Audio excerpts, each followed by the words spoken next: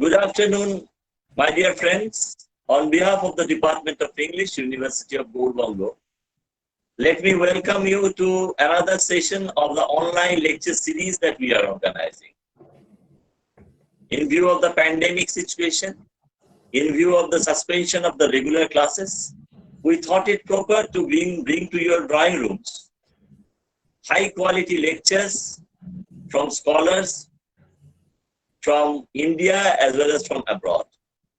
Today we are really very happy to have in our midst one of our old friends, Professor Shamsad Mortuza. He is now the Pro Vice-Chancellor, University of Liberal Arts, Bangladesh. Today he is going to talk about post-war British poetry. But before he does it, I must tell you something about Professor Mortuza. He has taught for a number of years at Dhaka University. He has done his work on poetry predominantly. He is a poet, a translator, a novelist, a teacher, an academic administrator, an editor, as well as a columnist. So a man of many parts. Now, so far as today's topic is concerned, R.J. Rees had once set the academic circles aflutter when he asked whether the best poems have been written in the 20th century by people like W.B. Yeats and Eliot or by people like Bob Dylan or the Beatles. So the post-war British poetry is really vast and varied. Gender and sexuality, ideology and intertextuality, class and ethnicity, all these concerns have done a lot in making the field very varied. And as Professor Mortuza has rightly pointed out, that this is not an age of giants. People like Wordsworth or Keats, Tennyson or Browning, people like Yeats and Eliot, they are not here and now. But at the same time, there are very, very good quality poets, even in our midst. After the Second World War, this field has been democratized a lot. So even if there are not many giants, there are very, very tall men who need to be reckoned with. So without further ado, let me now request Professor Mortuza to address us. It's over to you, Shamsad bhai. Thank you, Amit. So thank you so much. Thank you for having me. And yeah, it feels like a homecoming. So it was like, I had such a wonderful time last year when I went to visit your campus, such a lovely campus. And I have fond memories of, meeting you, your friends, your colleagues, and overall your students.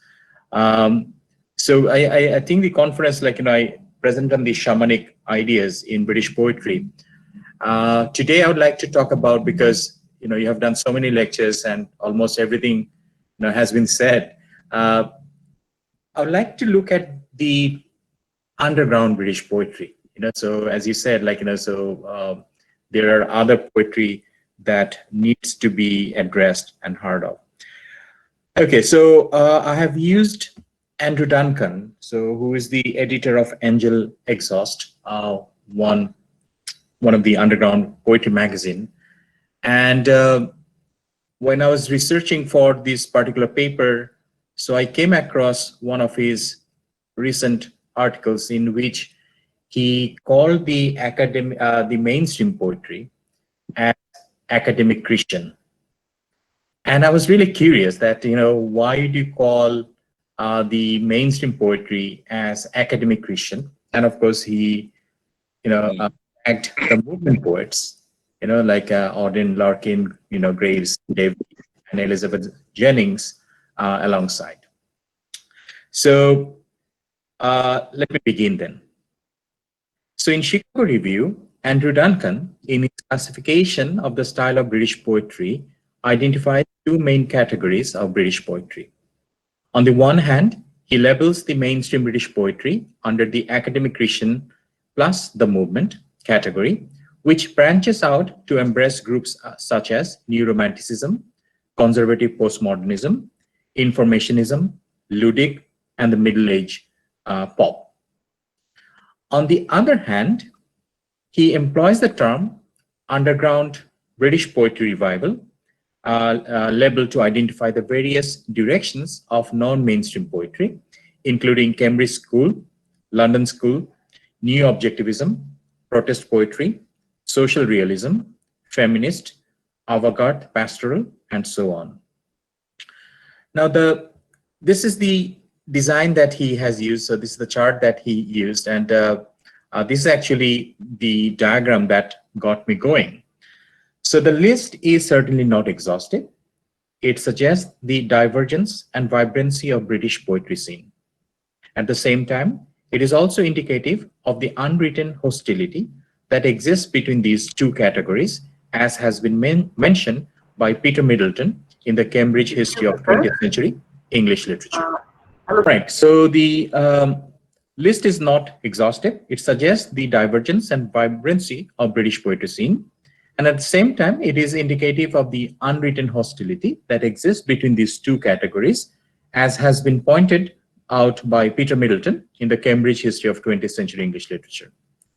In a subsequent publication, Peter Barry, in his Poetry Words, published in 2006, attempts to record the events surrounding Poetry Society in the 60s and 70s to explain the tension between the Art Council and that patronizes the mainstream poetry and the radical poets who exist on the fringe.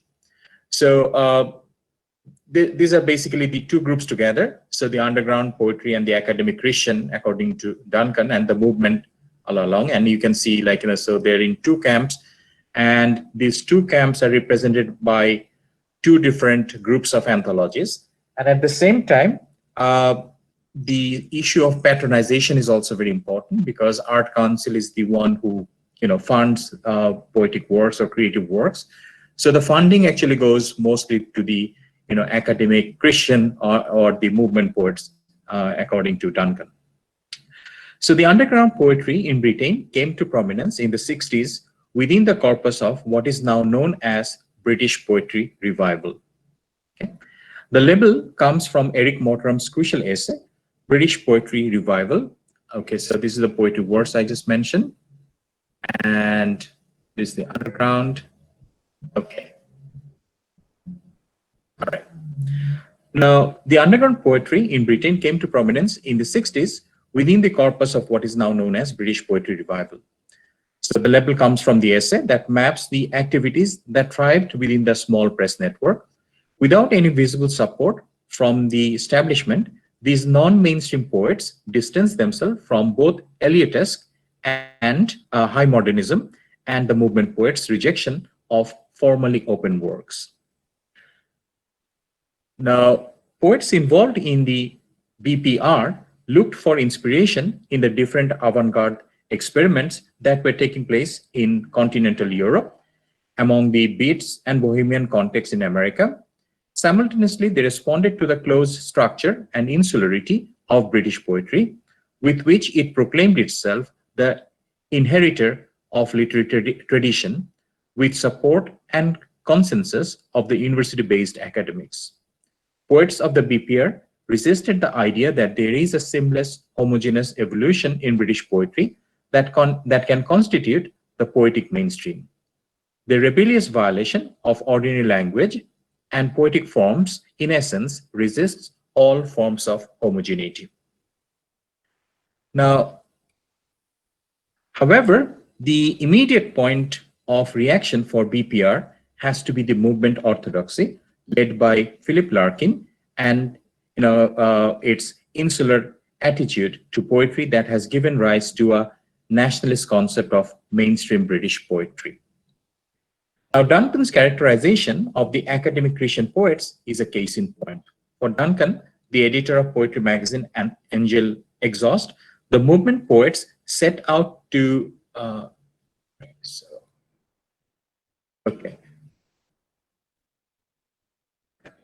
So the movement poets set out to save civilization by frustrating the wishes, large and small, of everyone around them. A cluster from the 1950s that still controlled patronage and the institution into the 80s, more remembered for their repressive hegemony than for their poems. The movement was a spiteful and institutionally invested group writing tightly constricted verses, mocking idealism and high art. Conversely, Duncan defined the underground poetry yeah, by the rejection of the conservative establishment. No claim to a common style can be made for this wave. If there was a key idea, it was immediately direct address, the present moment. The appeal was largely to do with lifestyle, and the avant-garde was only a fraction. A fraction of the scene. Influenced by Art School and Bob Dylan, Tom Raworth, Alan Fisher, so constitute a whole universe of discourse, building an equivalent of the whole cosmos within poetry.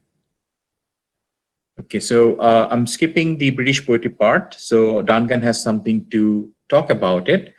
But until the 90s, the BPR poets had largely existed in small press magazines and anthologies. It was Keith Toomer's Oxford Anthology of 20th Century British Poetry, published in 2001, that introduced poets previously unknown to or undervalued by many critics and literary historians to a mainstream audience. Now, this anthology suggested a possible meeting between the mainstream and the radical, and an end to the war of anthologies. Now, the history of anthology, of course, is always replete with series of exclusions, the politics of inclusion and exclusion. Now, Andrew Duncan's chart identifies the deep-seated hostility between two kinds of poetry that remained complex in practice. For example, in their editorial comments in New British Poetry, Don Patterson and Charles Simic, so this was published in 2004. So the editors argued, British poetry is different from North American poetry. Now, while claiming that poets they have included in their anthology belong to the relatively seamless evolution of British poetry, they take comfort in the fact that the poets of the poetic mainstream still sell books to the general, that is, non-practicing and non-academic readership. Now, the editors are probably responding to Keith Toomer's remarks in Fishing by the Obstinate Isles, in which Toomer claims that British poetry in the US is dead.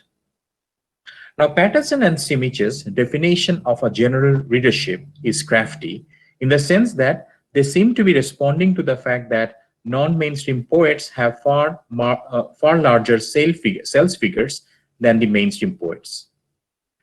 Now, in response, Ken Edwards, so he has actually shown that the Reality Street anthology, which is from the small press, Out of Everywhere, so this is edited by Ian Sinclair, has gone into second 1,000 copy print runs, whereas the usual run for mainstream press poetry is between 400 to 800 copies. Now, Patterson and Simic take on the line of thought that was left unjustified by Blake Morrison and Andrew Motion in their 1982 editorial comment to Penguin Anthology.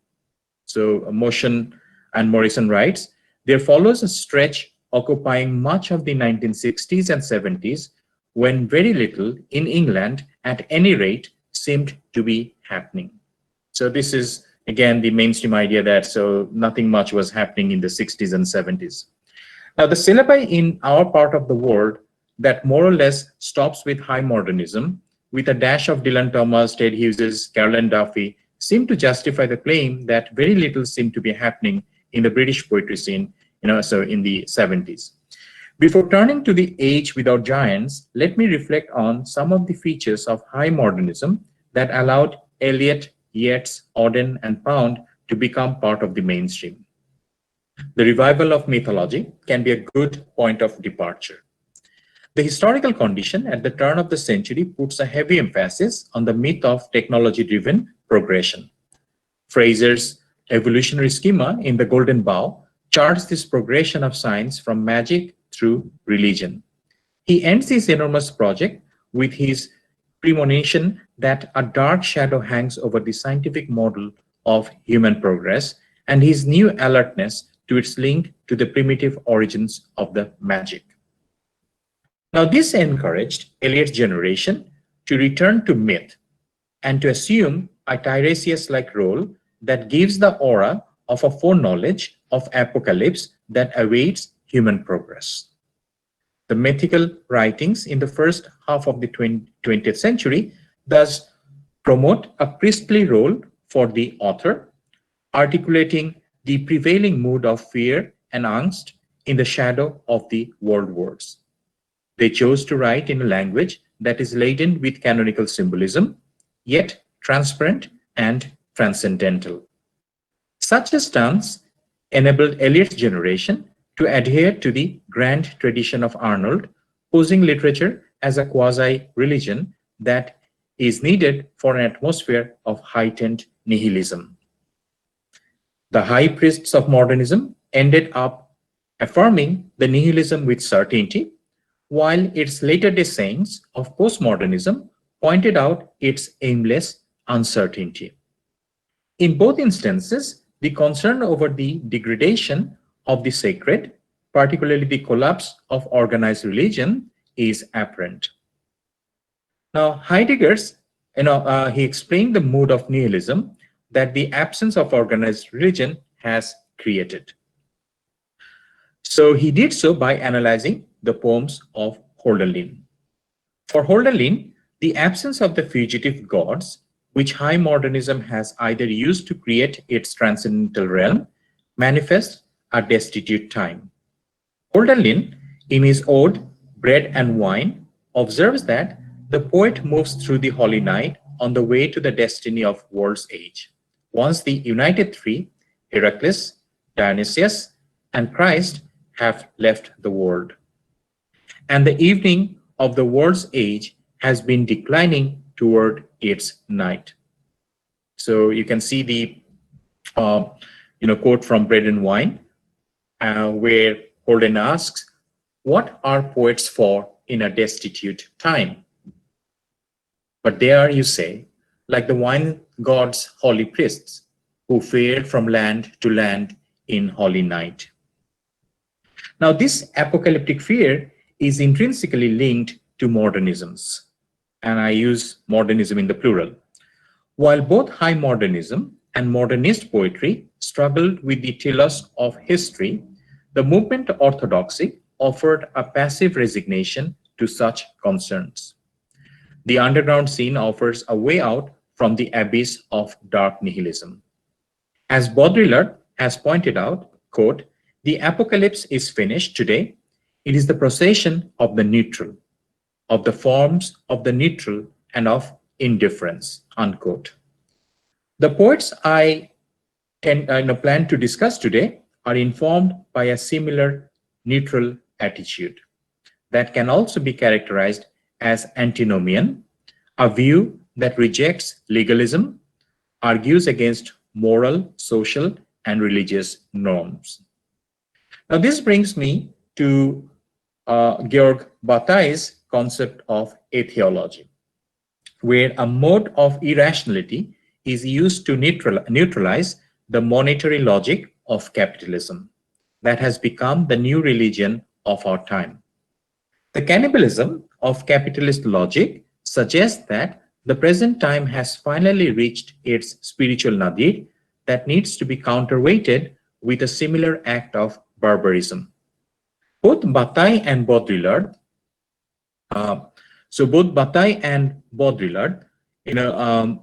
have seemingly expanded Nietzsche's idea of the dialectics of nihilism that is both active and passive. Now, in Will to Power, Nietzsche, however you pronounce it, so Nietzsche writes, "Nihilism can be a sign of strength. The spirit may have grown so strong that previous goals, such as convictions, articles of faith, have become incommensurate. For a faith generally expresses the constraint of conditions of existence, submission to the authority of circumstances under which one flourishes, grows, gains power. Or a sign of the lack of strength to posit for oneself productively a goal, a why, a faith. Now, Nietzsche's idea of active nihilism. So this is the like passive nihilism and active nihilism. So it does not exclude spiritual culture altogether. It tackles the issue first by mistrusting all, quote, previous valuation that borders on the pathological, and second, by identifying the purposeless, goalless duration in vain as the most paralyzing idea. Now, going back to Bataille, so he encourages us to shake away such paralyzing nihilism. So writing in the 1920s, so Georg Bataille brought out his journal documents with a subheading which reads Doctrines, Archaeology, Fine Arts, Ethnography. Now, according to Bataille, Bataille's biographer, so Stuart Kendall, so he writes, so where ethnography flattens the field of cultural objects, endowing every defect with equal value, art history elevates some objects and practices above others. With the aesthetic trend in art, criticism isolates objects from their world by concentrating on the purely formal characteristics of these objects. Ethnography insists that objects possesses value only within the cultural context of their use. Formalism is useless to the ethnographer, so documents brings two methods together. It documents every aspect of life, says yes to everything. So this is very important. So this whole idea of so documenting everything, and at the same time, so the nihilism that has to be negated with a type of yes to everything. Now, the poetic projects of some of these underground poets follow the arguments of Bataille's heterology as they engage themselves in reactivating paralyzed thoughts.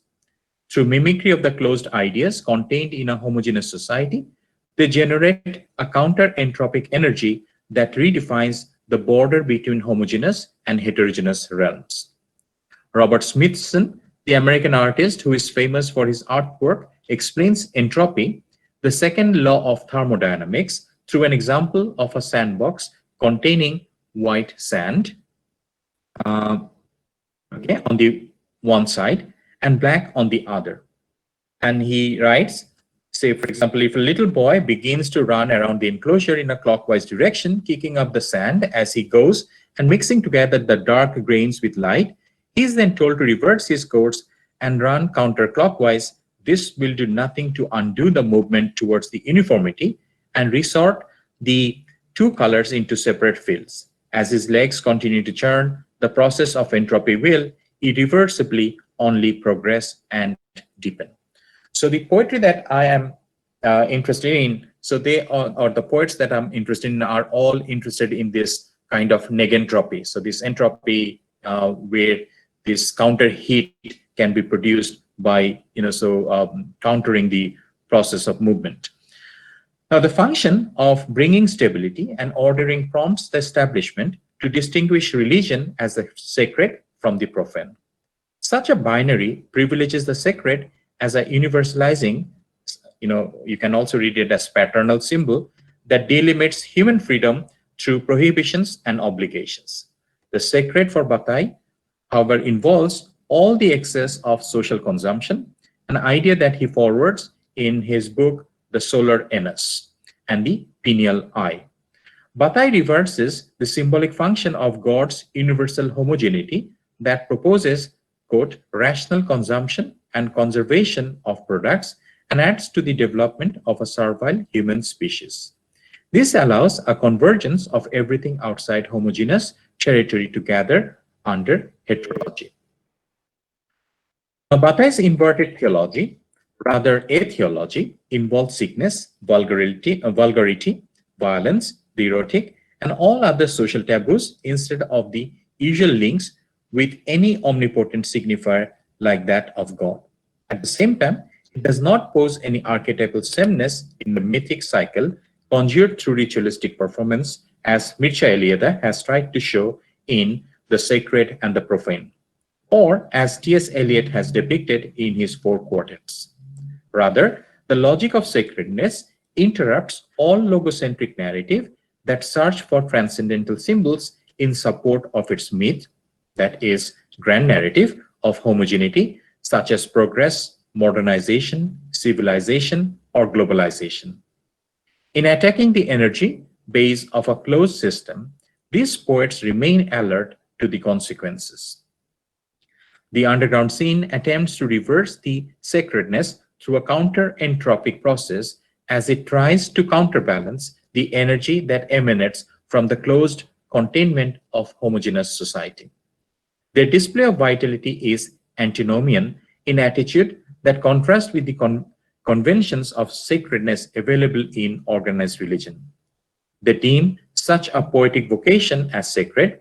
It is a type of active nihilism that challenges the purposeless passivity that pervades capitalist society.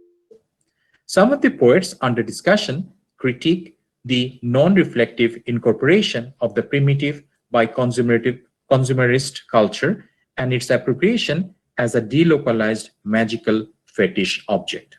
In response, they conjure counter-magical thinking to liberate primitive and mythic categories from their insensitive and random use in consumerist cultures.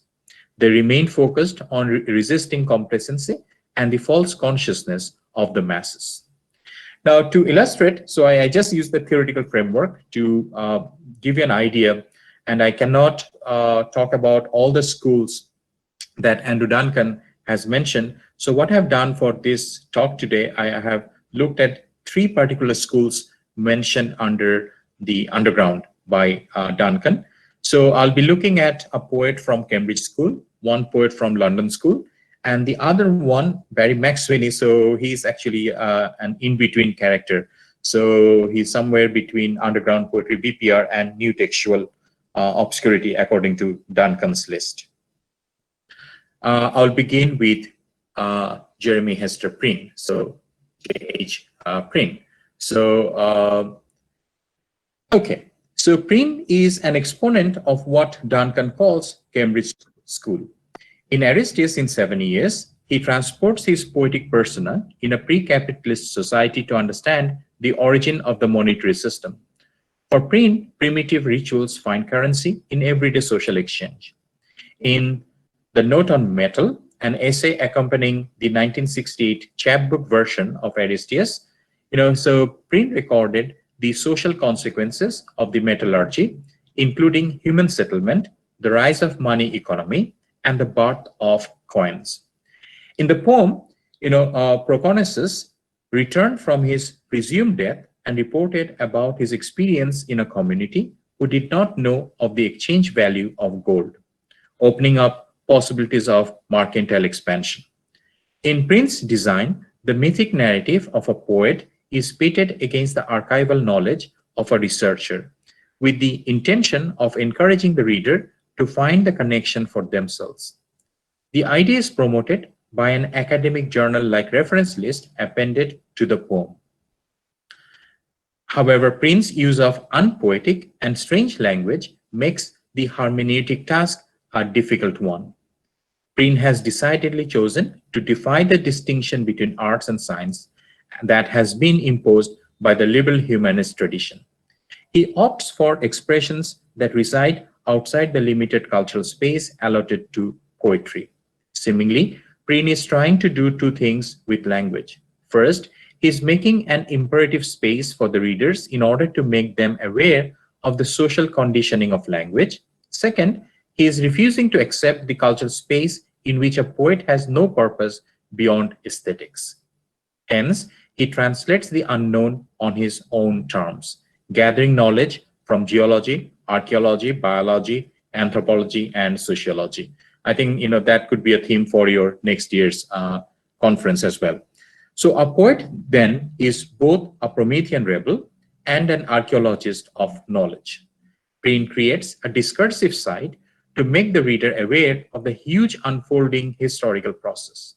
The Greek historian, Herodotus, accounts how Aristeas made a 7-year journey to the Russian steppes after his death in front of a fuller's shop, guided by Apollo. Aristeas learns from them about the inhabitants who lived further north, including the one-eyed Arimsapiens, and their antagonist, a race of griffins guarding large reserves of gold, and further still, of Hyperborean paradise, beyond the north wind.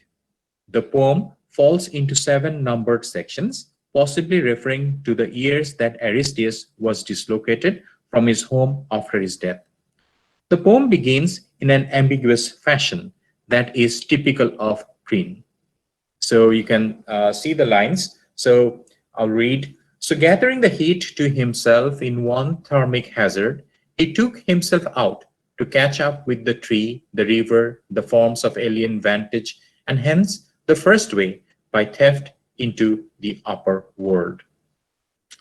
Now, immediately, we recognize the tension building in the poem articulated through unusual sets of binaries. So, for example, gathering, which is composure, is pitted against hazard, which is chaos. So took out, so you have a sense of detachment, and immediately you have catch up, which is attachment. Then you have known, unknown, which of course the alien and the strangeness, and horizontal, which is the way, and the upper world, which is vertical. Now there is a punctuated dynamic in the poem that takes the form of stop and go. The poem does not yield any straightforward meaning. The logical association between the pronoun, he in the second line with the figure in the title Aristeas is complicated by the source of the legend. Prynne himself adds a reference list at the end of the poem. So he is not annotating his poem like Eliot has done upon instruction of Pound, of course, in the Westland. Rather, he is suggesting sources that the reader should explore in order to become a co-researcher in his hermeneutic project. Now, Simon Jervis, so he has done an elaborative research on Prynne, and every researcher on Prynne must start off with Simon Jervis. So I'm going to skip, for the sake of time, because I have 2 more poets to cover. So basically, so he talks about Jervis talks about different allusions. And for example, he talks about line 2 can be referred to both the figure of the title, Aristeas of Proconsus, and one of the shamans that he met during his afterlife visit to the north. This is supported by the fact that the nomadic tribes mentioned in the poem were divided into different clans, like the tree clan, river clans, and so on. So catching up with the tree, the river, and the other alien vantage might refer to different nomadic people that Aristeas encountered. Now, such reversal of ideas that the person is, or the natural object is referring to a clan, so can also be found in the image of heat. The heat that Aristeas has gathered for himself is cold, as the thermic hazard is an oblique reference to the Ice Age, and of course, he in this instance will have to imply Aristeas, not the other shamans, as Jervis has suggested. It is only in the 3rd section of the poem, when Aristeas' death is declared, we realize that the coldness is associated with death. So taking off and the unresolved glacial concern both hammer on the idea of coldness. By making death as the beginning of a new journey, Prynne makes us aware of Aristeas' mystic vocation. Now, often this poem has been compared to the Old English poems like The Wanderer and the Seafarer. But in Aristeas, there is no search for any monotheist lord or god. Rather, it ultimately becomes a gold rush, the great Western myth. Hence, the need to catch up as a response to cheap money. So this is a quote from Prynne. Now, the only figure that is characterized with certain singularity is the poetic persona himself. Right. Thus explaining the repeated use of the reflexive pronoun. At the same time, the word singularity features 6 times in the poem. Okay, so this is from Aristeas. It was himself as the singular that he knew and could outlast in the long walk by the underground sea, where he was as the singular location so completely portable that with the merest black wings he could survey the stones and rills in their complete mountain courses in name, the displacement cyclic. Now, the singularity is contrasted with the nomadic tribes who do not have a center. So this is the, the voyager, the adventurer, and then you have the tribes who are described as the spread is more, the vantage is singular, as the clan is without center, each where as the extent of day determines where the sky holds. So it soon turns out to be a clash of worldviews. Like the sky that is perceived to hold, the clan remains intact as a group despite its absence of a center. The active knowledge of the community decides the making of its locality and its map. Their communal existence finds parallel in the pastoral ideas of a flock of birds or herd of animals. This is in contrast to the established city center, the settled home from where Aristeas has taken off. Now, Aristeas' wandering is not as voluntary, as purposeless as it seemed in the beginning. The historical record given in section 5 of the poem gives an account of the numerous invasions that left Asia Minor ruinous. Aristeas' singularity outlasted the long walk by the underground sea, followed the north wind to discover, quote, the remote animal, animal G gold.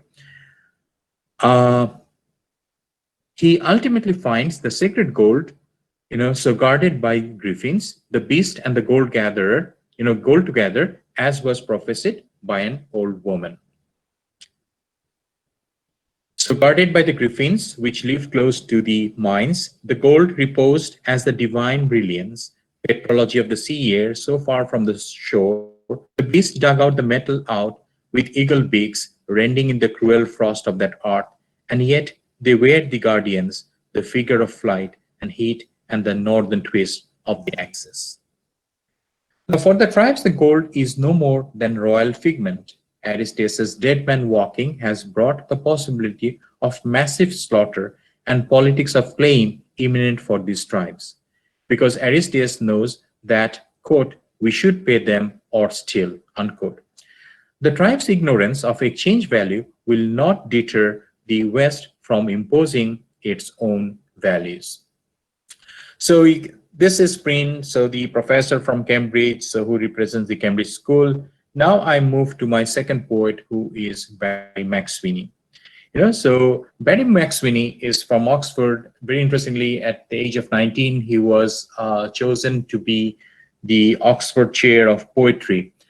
And but it soon turned out that his publisher, Hutchinson, has actually duped him because he just wanted to sell his books. So when the time came, so McSweeney got only 3 votes, and he was forgotten as a poet. And later on, so McSweeney became a part of BPR, so he became very close to the British Poetry Revival. And this happened when he was attending the readings of Morden Tower, organized by Tom Pickard and his wife, Connie Pickard, where Basil Bunting had a regular participant, so had been a regular participant. Now, the success of the International Poetry Incarnation at the Royal Albert Hall in 1965, attended by 7,000 people from across the Atlantic Divide, was hugely influential for McSweeney's generation of poets who tasted fresh approaches outside the regulated circulation of mainstream poetry. So I need to underline here, so this reading at Royal Albert Hall, so even Ginsberg came to the reading, and this was a huge boost, huge impetus for British poetry revival. One such poet is Jeff Nuttall, who again from the London group. So Jeff Nuttall, in his Bomb Culture, claimed that the Royal Albert Hall reading suddenly brought the underground to the surface, and McSweeney was soon to be a part of it. Barry Miles, on the other hand, described how the mood of the reading created a sense of constituency that was never there before. All these people recognized each other, and they all realized they were part of the same scene. The same community feeling persisted in the Sparty Lee Poetry Festival that McSweeney organized. So he was inspired, and he organized his own poetry festival over Easter in 1967, at his grandmother's village in Northumbria, which was attended by poets from different geographical locations and economic class. The Sparty event was particularly rewarding for Sweeney, where he came in close contact with J.H. Preen, among others. Through Preen, he came to know about the radical aspects of Romantic poetry, Charles Alson, and the Black Mountain School. And at the same time, working as an apprentice journalist, he came across Basil Banting, whose drastic editing made him understand the economy of expression. With Bunting, he also shared the urge to include the vowel pattern of the Northumbrian accent into poetry to get a verbal effect. He opted for a language based on breath and a form that is local. The relative isolation of Northumbria put an added pressure on Sweeney to transgress the locality and make it available to the underground network and contribute to the formation of a discourse. He thus dissociated himself from the post-Hardyesque, confessional, or witty style of the 1940s, for which he got his initial recognition. He even discarded his own early work as bad little lyrical erotic stuff. Sweeney's publisher, whose profiteering motive focused on catering to the taste of university-based readership, showed no interest in this new type of experimental writing. Just when he was maturing as a poet, he felt that the support that he earlier had was no longer there. His inability to publish under the glorious shadow of Oxford, Socia nomination, led him to believe that he was subject to a brief burst of laughter. He alludes to his pact with the subversive voices of the underground through a rodent imagery in his book, Brother Wolf. And he says, underneath, the mole that shook hands with English poetry. So he felt betrayed by a mole of English poetry. So that is, of course, Hutchinson. Now, the initial letter of English poetry subverted through a lack of capitalization in order to distinguish it from mainstream poetry. The mole's location in the underground also signals an alternative type of poetry. But the imagery is much more convoluted than this might initially suggest. In the course of the poem, the rodent is depicted as metamorphosed mullets, the shoal of small fish that was munching the mistaken heart of Shelley as English poetry, or using Chatterton's body as tears. The fish imagery allows Sweeney to play with the idea of the food chain in which exploitation becomes synonymous with consumptions. Thus, mullets come to stand for the exploiter/publisher, consumer/reader, and self/poetic other. On the surface, Brother Wolf is about the death of Thomas Chatterton, but a close analysis of the poem reveals a series of transformations, not only of the poetic figure, but also of death as an event. As already mentioned, Sweeney's identification with Chatterton is caused by an extreme self-abjection. His memory of being rejected remained raw in him, which is evident in many of his poems. Now, my reading focuses on Sweeney's strategic encounter with the materiality of death, with particular focus on the shamanic. Now, in Brother Wolf, Sweeney is infected by death, but with a sudden apprehension of the materiality of existence. His rendering of Shelley's death, which he deftly parallels with that of Chatterton's, can serve as an example. So it's basically his saying that Shelley, after drowning, so his heart is, so being consumed, but Shelley becomes Thomas Chatterton, so again, that poet genius, who killed himself, also known for being an imposter, and he felt that so Chatterton was also duped by Walpole for the manuscript that he wrote under Rowley poems. So all these figures, so they become kind of a shapeshifters. So they are all changing places, changing identities. So Sweeney adjusts the legend to contend that it was not actually heart but liver that escaped the funeral pyre after Shelley's death at sea. The liver alludes to the self-generating organ of Prometheus that kept growing back despite being eaten up every day by the vultures of Zeus, or in Shelley's Prometheus Unbound. By referring to the generative aspect of liver, Sweeney is apprehending life itself and testifying to its materiality. This allows him to reciprocate the joke of the consumers of Shelley's heart, who thinks that by munching Shelley's heart, they have his indomitable spirit. Also, it contributes to one of the major themes of the poem's misrecognition. The mistaken identity of the organ is consolation for the poet. The fishes think that they have the heart or the spirit or the life of Shelley at their disposal, while in actuality they have the liver. Similarly, the publisher and their consumers, or the readers by extension, are subject to a wrong assumption. So they can continue to relish poetry of a mistaken identity of a lower order, which is English poetry with lower cases. Now, ironically, the misrecognition is misconstrued on Mac Sweeney's part. Chatterton did not drown like Shelley, but that is how Mac Sweeney remembers it. It from the glimpses of truth he had in his visionary experience. In such a vision, the body of Shelley becomes the body of Chatterton, in turn, the body of English poetry. The munching suggests ritual devouring of the body of poetry, and by extension, of the poets. The shoal of small fish, like mullet, can have a whale of a time from their participation in such communal consumption. The pun on hell, on the other hand, complicates the meaning of the image by indicating a demonic process that is outside the well, or rather, canonicity. In Christianity, the body of Christ is symbolically eaten as food, bread, as a constant reminder of the sacrifice made by Jesus Christ. For Mac Sweeney, who ended his Chatterton ode, so wolf tongue, claiming, "I eat no Latin bread." So, end of quote.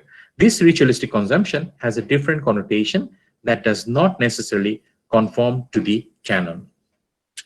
Now, the last poet I would like to refer to from Duncan's list is Maggie Sullivan. Maggie Sullivan is actually from Ireland. Now, she uses linguistic fragments to defamiliarize the real. So she is also known as linguistically innovative poet, and very close to Charles Bernstein and the language school, of North America. So O'Sullivan uses linguistic fragments to defamiliarize the real. In this process, her Irish identity, her Britishness becomes, immaterial. She becomes part of a larger poetic practice that deems to surpass all forms of generic impositions. Conversely, it can be argued that O'Sullivan defamiliarizes only to familiarize us to the real that cannot be escaped. For example, as a female Irish writer. Nonetheless, O'Sullivan's fascination for a pristine language is necessitated by Prynne-like belief. Language is tainted with the social process in which it has evolved. That explains her urgency to locate language in a pre-human schema that would help her avert social conditioning in which the patriarch both dictates and silences women. So her project involves, as Isabel Armstrong maintains, freeing the tongue from male traditions. Consequently, O'Sullivan seeks to construct language at its most pure and formative state, going beyond the material self that subverts the identity politics. But is it really possible to avoid the female identity? If so, why did she edit an anthology only for women? So out of everywhere. And why would her out of everywhere restricts herself to North America and the UK?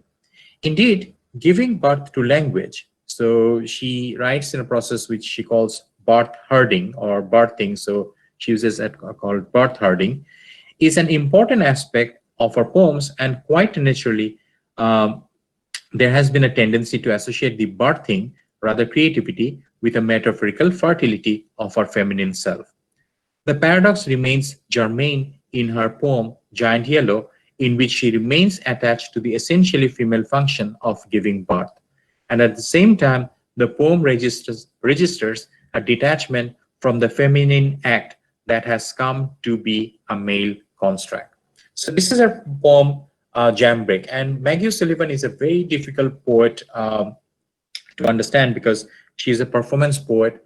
And so she uses many sounds. For example, for this particular poem, so she uses the sound of ultrasonography. So the sound of the fetus, so when you have something like that, and you, as a reader, you do not know, like, how to negotiate with such ideas. So in jam break, so she says, fetal mixie hiss, mixie filled, the casting out of holy dog pearls, parlance, diarying, delete, desired. Now, this poem is from her book In the House of Shaman. Okay, so that's her book. Now, here the identification of the non-human fetus in the womb is juxtaposed with with some deleted, female roles. This involves a female desire of castrating, which is delete, the alpha male, so desired, so desired, so there's a pun on desire. So she wants to desire, and also desire of deleting the male constructed female role of locking herself in diaries and pearls. The casting out of, on the other hand, suggests a desire to cross the multiplicities, like human, animal, molecule, mentioned in delusion Guattari, in the rhizomic state and all that. So it is hence possible to read the lines as an act of transformation, that is, becoming woman and becoming an animal, as well as an act of disruption.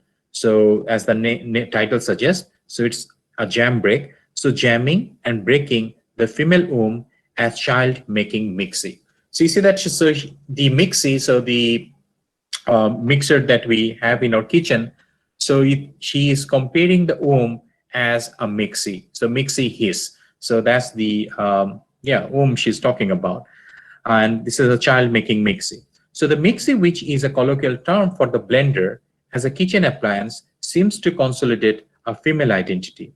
Nevertheless, the reputation of the mixie for shredding things into pieces or mixing things into a new formation reflects the desire for changes. O'Sullivan's depiction of fertility finds an effective reproduction in all other animals that figure in her text, and the creatures that populate her text identify themselves more with pre-Christian myths than anything else. So finally, so I just wanted to give you like three samples of three poets from the British Poetry Revival, BPR.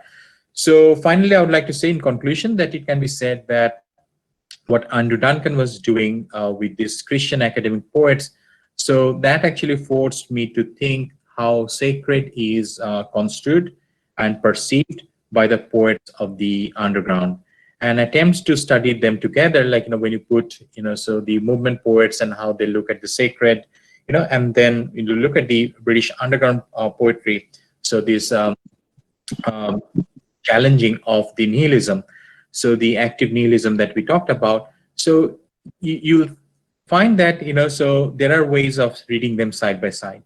So attempts to study them together will make us aware of the many giants that inhabit the poetic landscape of Britain today. Thank you. Well, thank you, Shamsad Bhai, Professor Mortuza, for such a brilliant presentation. It is really heartening to know that our students, scholars, and the target audience will now know something about British underground poetry. So the highway that has often been traversed now leads branches up to the byways, and I am really grateful to Professor Mortuza for bringing into his discussion poets so varied as Sweeney and O'Sullivan, especially. I was being fascinated by the presentation. Now, I would now like to throw open the session for questions and comments from the audience.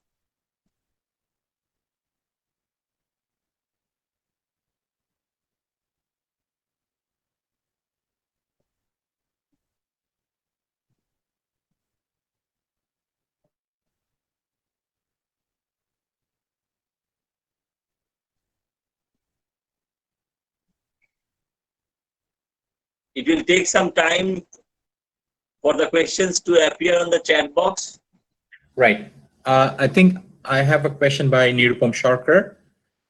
So what is the significance of revisionist reworking of myths in the development of post-war British poetry? I think I touched on that idea of, so basically the idea of myth, so when, in fact, Eliot was referring to James Joyce and his use of myth in Ulysses, and he called it myth kitty, right? So even in the, so in the beginning, so before Eliot got converted into, so Christianity and all that.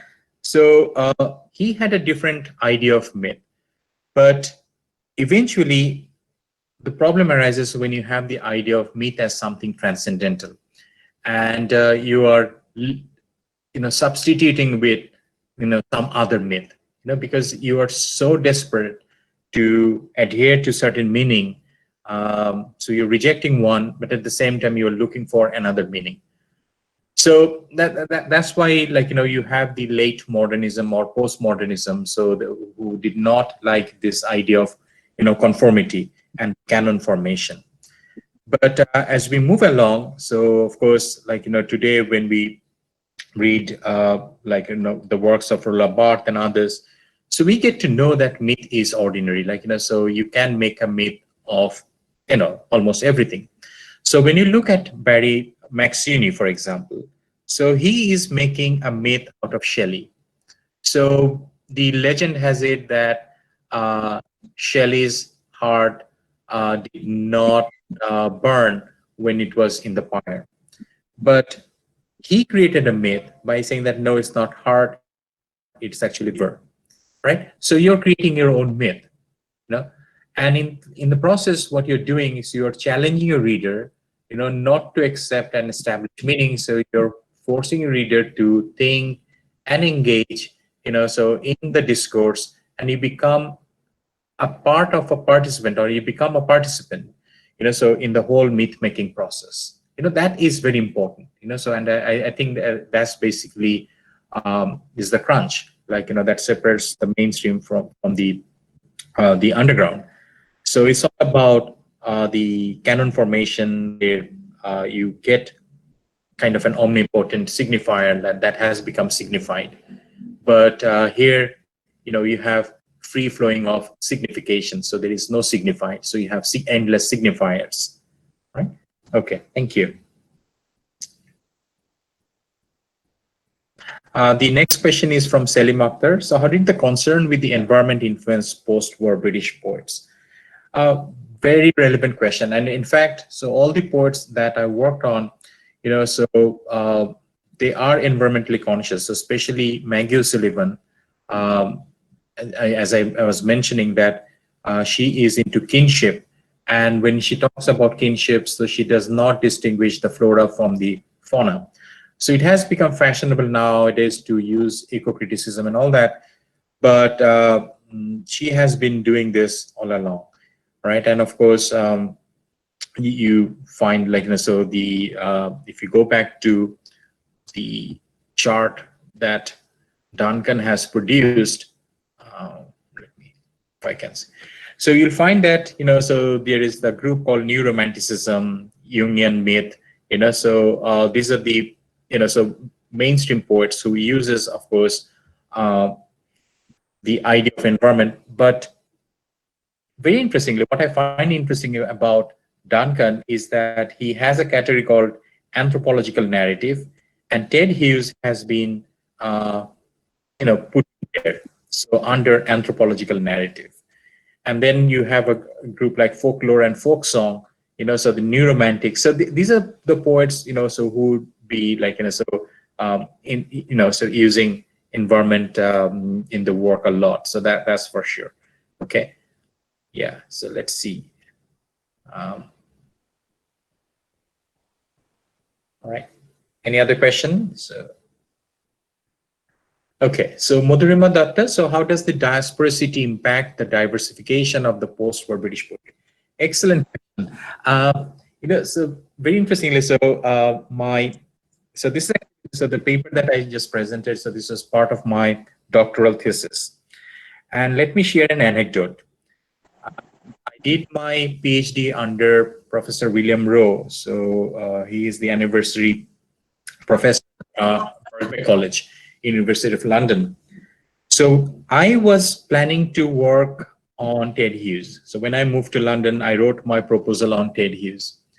And the proposed title was Shamanism in Ted Hughes, or, whatever, I forgot the exact phrasing.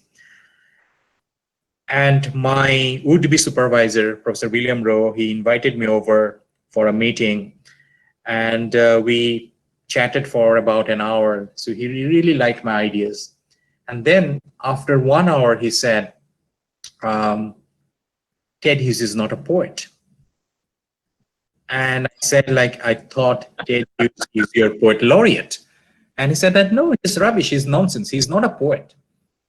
And he said, look, there are many other poets working on the shamanic ideas.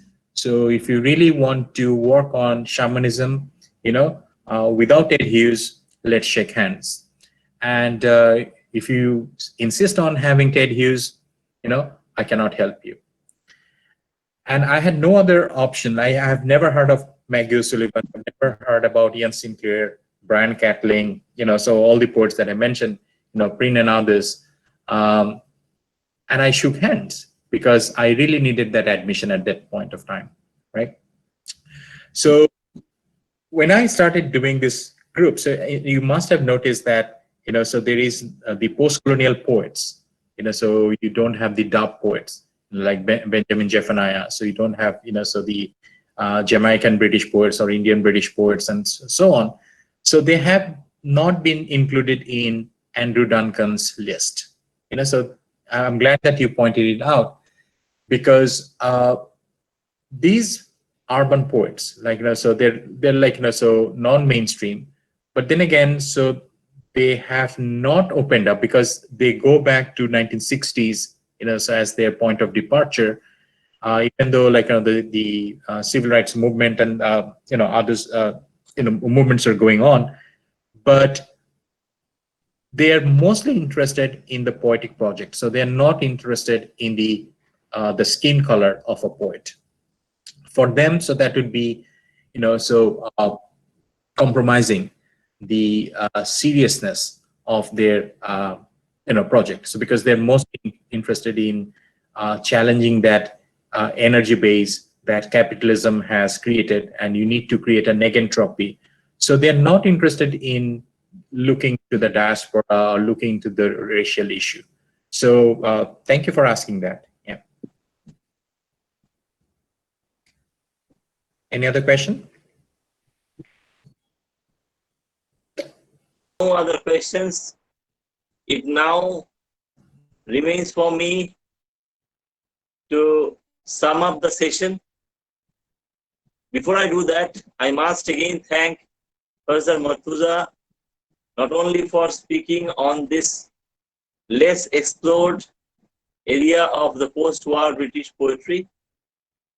I must also thank him for patiently answering the questions raised by the audience. I hope there will be other questions and other sparks will fly when you discuss these things amongst yourselves over a cup of coffee maybe. So with this, we come to the end of this session, but before we go, I must invite you all to the next session of our online lecture series. Day after tomorrow on the 7th, Camilla Elliott is going to talk about unfilmable books, and this session will start at 5 p.m. Indian Standard Time. With this, we come to the end of today's session.